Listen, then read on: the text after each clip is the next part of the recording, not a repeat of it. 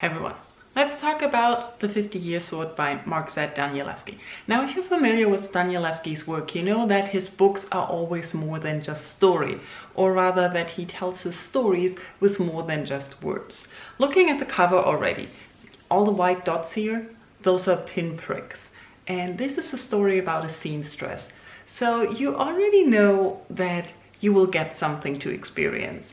Looking at the book, I read it already twice, and the first time I read it, I was consumed by the beauty of the design, the way the story is told on the left side of the book and the right side has embroidery. Every now and again, not on every page, but it's supporting the story, and the embroidery or stitching is wonderful. You can really get lost in the stitches and looking at it in detail, and I wished I had a bigger version than just this one because it was very tiny stitching. So the images created added to the experience of the story. So the first time reading, I already loved what I experienced. But then I read it again, and this time I paid more attention to the story and different things. Mark Z. Danielewski plays with words, and the way he changes words and uses puns in this book is amazing. It really makes you think how the different word he used now gives the whole thing a different meaning, and the different meanings one word or situation can have. That was amazing. The book starts with an introduction where it tells us that the story is told by 5 people. Now, I think it's the 5 orphans that are in the story themselves. The first time I read it, I read through the introduction of who the storytellers are, and then I had the feeling that I had 5 people talking and interrupting each other constantly, telling me a story, which made it already very vivid and added more life to it. Reading it for the first time, knowing that every time the quotation marks have a different color, that a different narrator is speaking, it really gave me the feel of a big chatter going on, and I loved that. I am partial to those kinds of things, so be warned, maybe you don't like it. But reading it for the first time, I also noticed, even though I heard the chatter of voices, I didn't really know who was who, and I don't think it's that important. Maybe I will find that out after the 3rd, 4th, or 5th reading, who knows? But I don't think it's that important to know which words and which sections come from which person, because they all tell the story together.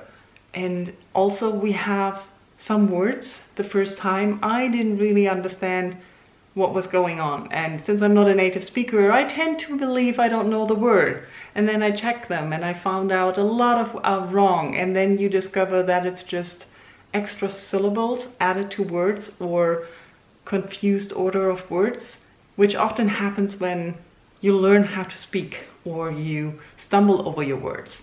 And that's an impression I got after I figured that out the second time reading, and that also added to the story.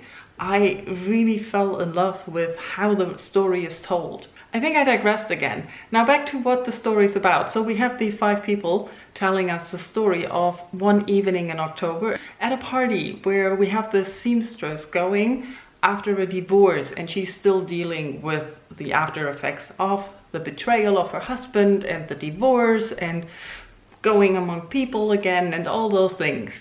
And at the party, there's also the woman her husband cheated on with her. So that's also happening. But we also see the 5 orphans that I mentioned earlier, who I think are telling the story in retrospect, who are very young and at the party, and there's a storyteller telling them the story of the 50-year sword and things happening. And at the beginning, when you read it for the first time, you try to focus on the story, but you're distracted by the design and everything else of the book, and you don't really know what's coming. So when you reread it the second time, you notice things you missed the first time, and you get a completely different idea, or at least I did, which I didn't have the first time, of who the storyteller is, what the story is about, and how warped time is in this book. And that's also an interesting thing. Now, I love Mark Z. Danielewski and this kind of book, where you don't only get a story, but you have to work to get to the story, and you really find yourself engaging with the book as an object as well, and not just as a means to get to a story. And for that, I really, really love this book. For the story, it has depth, and it gets better every time I read it, I'm expecting. Because the second time I found more feeling and more connection to the characters and saw more behind the veil. And I think that's the beauty of this, that you can pick it up again and again and probably find new things again and again. But I also know that a lot of people don't like these kinds of books, so only because I like it doesn't mean you have to like it or you will like it. And so if you're curious, try it. I would only recommend it. But if you're already wary, just let it go. Now, of course, I want to know if you have read the book, what are your thoughts on the book? Have you read anything else by Mark Z. Danielewski? Anything. Let's talk extremely weird books. Thank you for watching. Bye bye.